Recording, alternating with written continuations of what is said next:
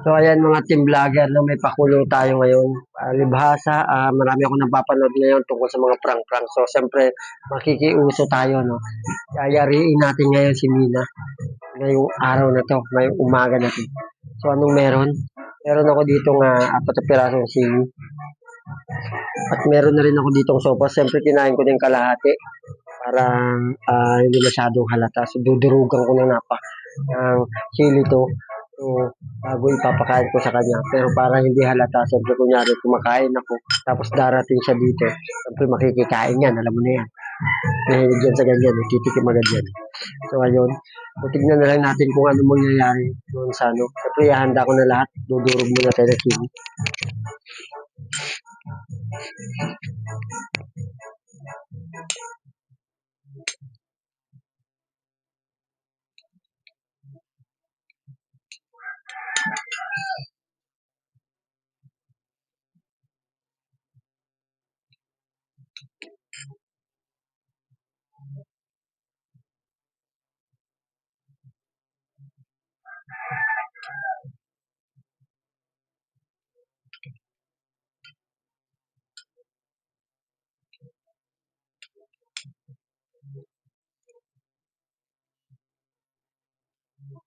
Yan.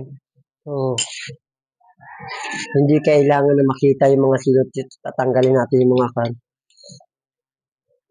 Para hindi masyadong halata.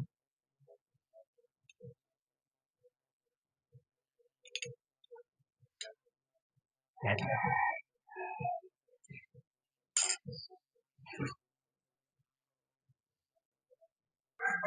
Ayan, tinawag ko na si Mina.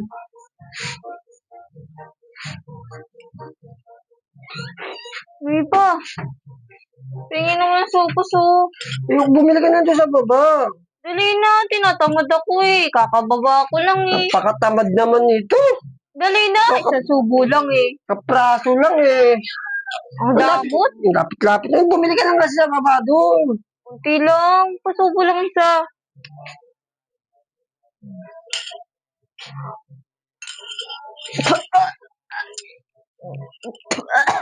Bakit ganyan yung lasa? Ano ba yan pa? Wait, ang anghang! Prank lang yun. Ano ba yan? Pinaprank lang kita. Lahat na lang kasi ginagawang prank eh.